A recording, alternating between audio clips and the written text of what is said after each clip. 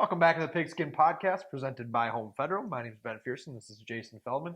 Feldy, quick turnaround this week. We got the Wednesday night MEA games, last games of the regular season. I'd like to say a lot on the line, but it's hard to tell with the QRF ranking determining a lot of seedings for sections. So I have no idea if anything's on the line this week. I don't think there is really. I think they just throw all the teams in a hat. We'll let the formula decide. But we'll talk about that a little bit later. Not a lot of Vikings to talk about bye week. Hopefully, still undefeated. Yeah, hopefully getting healthy. And the Packers lost, so actually they did. The Vikings did extend their lead in the division. So a good weekend. You know, the bye week came at a very good time for them. Even though they're 5-0 and rolling, they needed some getting healthy, get some guys healthy, and I'm sure they used the bye week well. Our Gophers. There are Gophers again. All we do is win. After we do is win. Yeah. We got ourselves a quarterback. I was going to put the Gophers we have a defense jersey on, but I went with Timberwolves because I'm a big hoops guy, and the Wolves season's starting soon. So, I'm just getting ready to jump on that bandwagon and ride that all the way to the NBA Finals. You got to get through the rest of the Lynx season first. We still have a game left, man. One game left. We'll see you up there on Thursday. Gophers. Maryland's not good. I think we found that out. Gophers aren't. People were pretty high on them after they were 4-0, and now they've lost to Penn State. They had a backup quarterback, and that hurt. He was not very good. Gophers had a backup quarterback who was pretty decent. Rhoda played well, I thought. But it helps when the O-line plays like that. That's the best I've seen a Gophers O-line play in a million years. And I think a lot of it was to do with the fact that Maryland's bad. But I'll take it.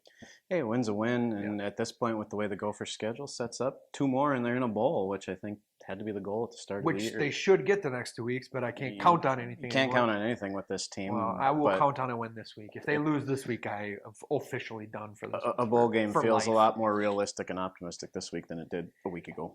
But they were going to get to a bowl game with this schedule. Were they, though? The way they've been playing? Yes, with this schedule, they were going to get to a bowl game. The reality is 8-4 might not keep him his job because the schedule is so bad. Now it probably does because that means you're beating one of those good 3 teams that you play at the end of the year.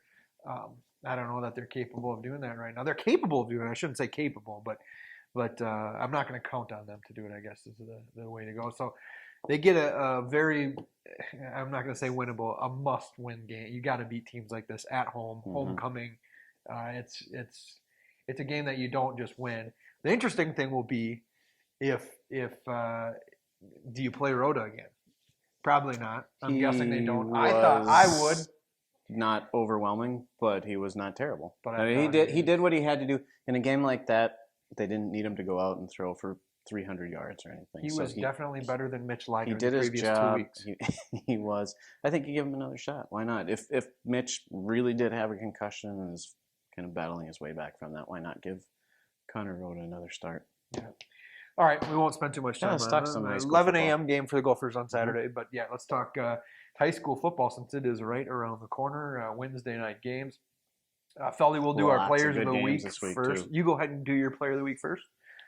Yeah, I didn't have to look too far. It's from the game of the week that I covered on Friday night. I should have picked the Saints. I told you that, didn't I? After we wrapped the podcast last week. I said it on the podcast. We'll get to your awesome picks here in a minute.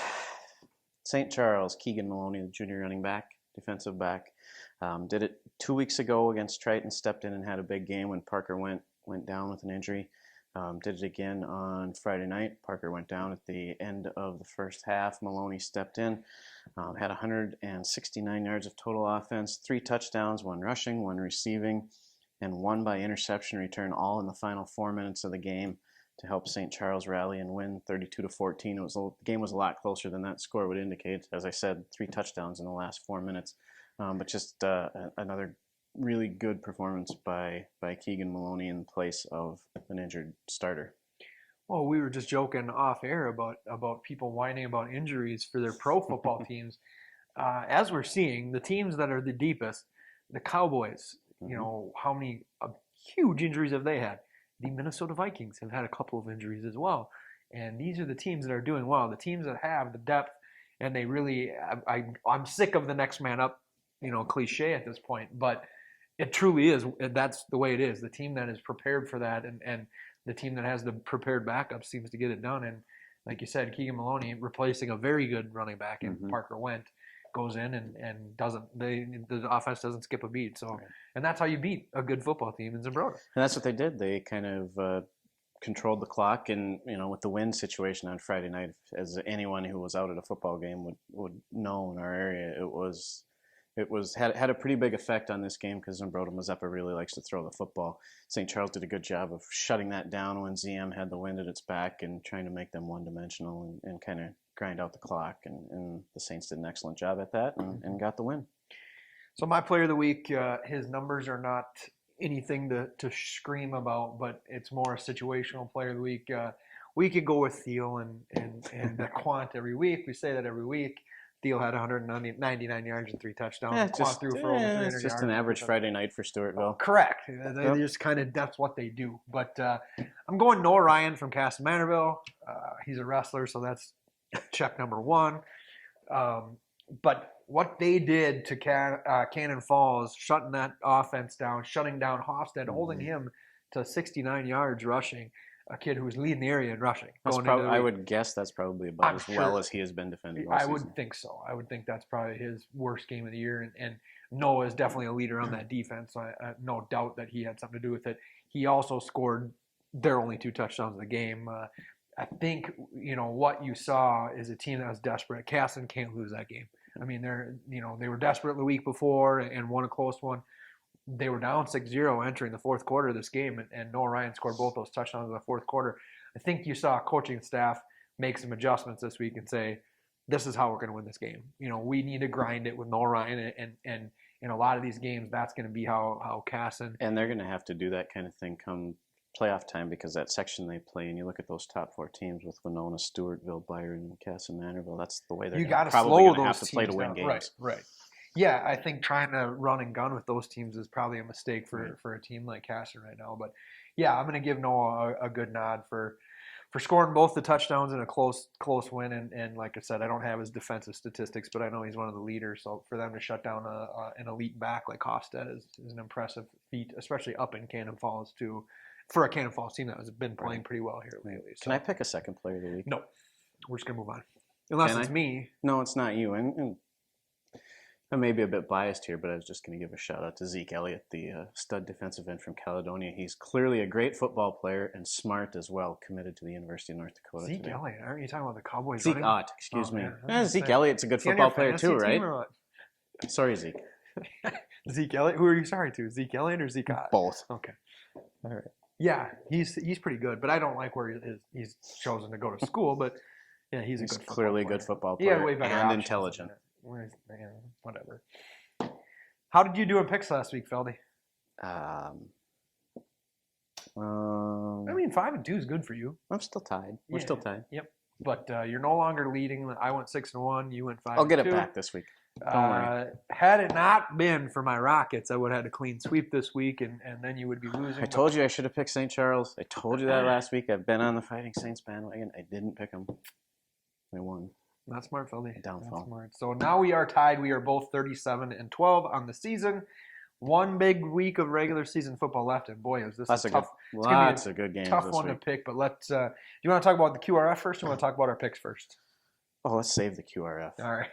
Let's save that. We can definitely do that. So, first game on the docket, Northfield at Mayo. Boys, this is a give me a coin to flip here. So can Northfield run the Rochester gauntlet here? They beat JM 2 weeks ago, beat Century last week. Now they come over here to play Mayo, a couple of 5-2 teams, and this is one of those games that really could have an impact on the QRF and on section seedings. Maybe, we think. Who knows? Like I said, they're both 5-2. They're right near each other in the QRF. I would think the winner of this game gets at least the 2 seed in the that's section huge. 1-5A That's a playoffs. bye Right. this is a game that is either a bye or you're playing. We would guess that Owatonna is probably going to have one of those top 2 seeds, whether they win or lose this week. If they lost to Century, that could change some things too. Who knows? But either way, I think this game, obviously, Mayo against Northfield, they're playing for a first-round bye. Correct. Me first? Yeah. I'm going with the Spartans. I like Sparty at home. They're going to ride that momentum from the win over JM. They played really well defensively against the Rockets last week. I'm going to take Mayo 26-21.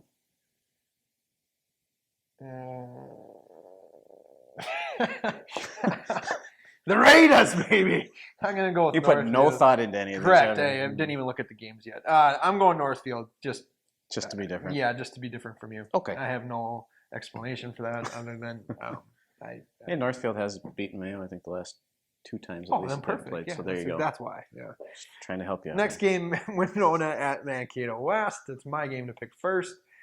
West has a whole bunch of injuries. They lost Jakes for the year. Now they got another good kid out. I know they're really reeling with the injuries. I think they may actually have to slow this game down a little bit. I'm still going with the Scarlets, but man, I want to pick Winona. I think if you'd gone you should first, pick Winona. If you'd gone first on this one, I probably would have gone the other way. But I'm going to go with the Scarlets. If I were you, I would pick Winona. It's in Mankato, so I'm going to go with. I think it's going to be a close game. I'm going to go with a 30-24 win for West. I think it's going to be a good game. West, obviously, both these teams come in undefeated. West beat Mankato East back in week 2 by a touchdown. Since then, they've won 5 straight games by at least 21 points. I think they do it again, not by quite that margin, but I don't think it's as close as you do. I'm taking West 37-20. Lourdes at Stewartville. Lourdes comes in 7-0. Stewartville 6-1. I'm certain, and I didn't ask Kessler about this today, but I'm certain that there's a little extra motivation this week. Stewartville kind of took it to them last year. They did, and honestly, I will say that game could have been about 60-0. They definitely let up a little bit. 42-0 was the final last year, but I think I don't know that Lourdes could have stopped Stewartville from scoring. They were there weren't many teams last year that could stop that Stewartville team. Yeah, and that's not a knock on Lourdes. It's just Stewartville was that good this year. But down at Stewartville, Wednesday night, I'll be there. Feldy, it's your pick first. This is, Lourdes has played a really good schedule this year. So has Stewartville. This will be Lourdes' toughest test of the season yet, though. I think they pass it, though. I like the way they're playing. I like the way they're running the football. How do you throw me for a loop like that? Coach Myers said it with Lourdes' option attack. This will be maybe the best option attack they see all season. You already read my preview. And I think somebody has to correct all those mistakes. This will be Lourdes' toughest test until maybe they get to the state tournament. It could be their toughest test, period. Could be. But I'm going to take the Eagles. I think they win a close one, 29-27. Yeah, I think you're on the right track there. I think Lourdes' defense has really come together over the last about 2 to 3 weeks, and just the way that Noah Hillman's running that option offense, it's that is 100% the difference. The way he's playing this year, so I'm going to go with the Eagles. I do think it's a decent football game just because Stewartville has so many different ways to score now with Hamlin coming around, right. But I have no doubt. When you get against a good coaching staff like Lourdes, they're going to take away some of the things that Stewartville normally is able to do with Thiel, whether they got 9 guys guarding him or whatever. But yeah, I don't know that you can completely shut that passing attack down, but especially with him, but you can do things to minimize it. Well, you say you can go 7 yards, and we're probably going to let you have that underneath, but we're not going to let you get over the top. I like that you mentioned Caleb Hamlin, though, because that's something that Coach Meyer had talked about since the beginning of the season, was trying to find that balance, and I think they've found a little bit more of that, but we'll see how they scheme to try and score some points against Lourdes' defense. I wish I could be in 2 places at once. I'd love to watch that. So I'm going Lourdes 28-21. Next one, sticking in the same sub-district, Byron 4-3 at PEM 3-4. Is it me first here? Nope. No, you first. All right. Have at it. I am going Byron, and I actually think Byron wins this game big. I think Caden Blazing, and they're starting to find some other sources of offense for that football team, and they've had a couple of rough games that I wouldn't have expected them to have, but I think they're starting to figure it out. So I'm going to go with Mr. Blazing and the Bears. I'm going kind of high scoring, 40-20. I agree with you on Byron.